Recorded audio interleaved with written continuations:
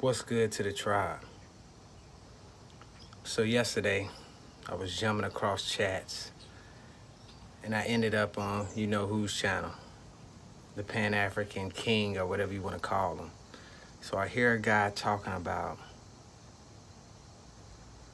you know, hurricanes are the reason for slavery. It's the reason they come through to the East Coast is because it's our descendants of slaves coming through, and it's showing them how powerful and mad they are. Hold up, we got to get into this. It's crazy. But first, I want to send out blessings to everybody that's on the East Coast right now, and everybody that might be affected by the hurricanes that's coming. Stay strong. You got this. Sending blessings to everybody from the Bahamas to the East Coast. We love y'all. But let's get it. So we're going to talk about a little bit, just go into a little bit of details about hurricanes and tropical storms and cyclones coming through. Just to give you guys an idea what it really is and what it's about. A tropical cyclone is a rapidly rotating storm system categorized by a low pressure center, a closed low level atmospheric circulation, strong winds, and spiral arrangement of thunderstorms that produce heavy rains or squalls. Then it gives you a little bit more information, and you guys can go to Wikipedia and Google this or look it up on your phone. But just to give you a background on a hurricane and what it really is.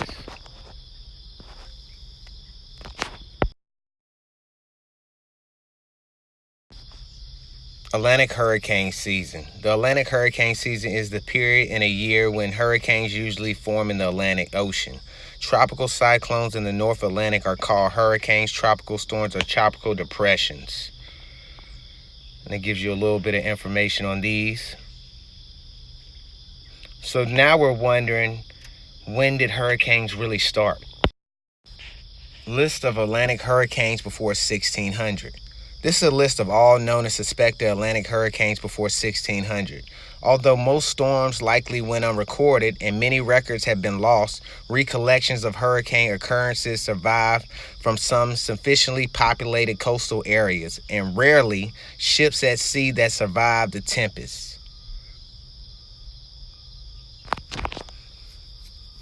Are we seeing that? It says rarely ships at sea that survived the tempest. So you telling me ships with all these people are coming across and actually surviving this season or the Atlantic period?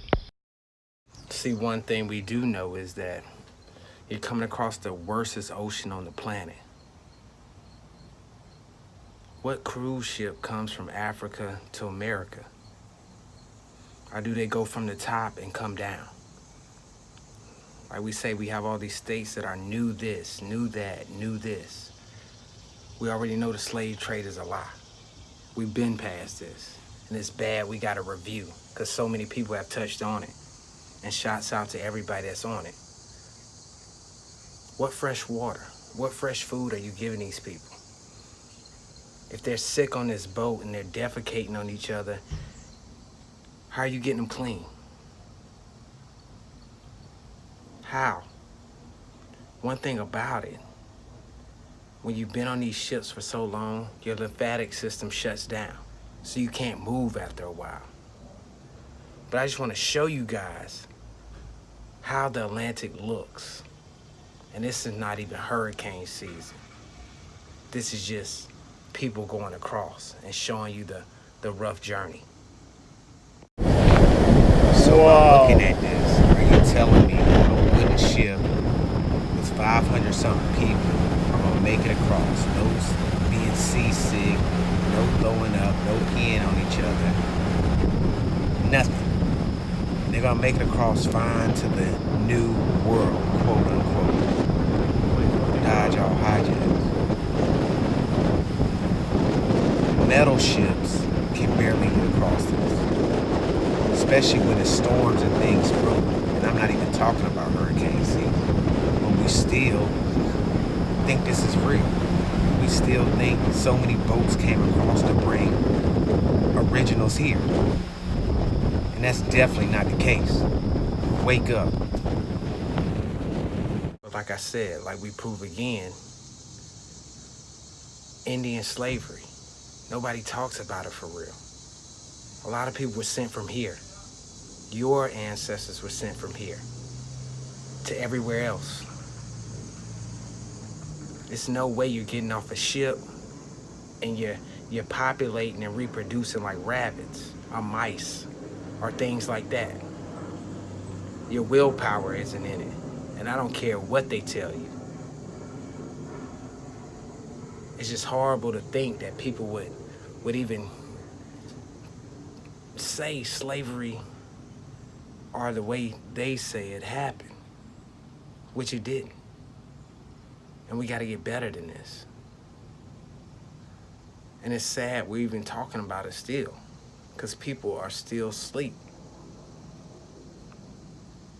But I love you guys, and I want you guys to listen to this professor, this lady, speaking it out, letting people know what time it really is. But I love you guys. Feathers up, tribe up, wise up, rise up, and trust, we're gonna rise up. 13% of those people were females. Who's making all the slaves if there's only 26,000?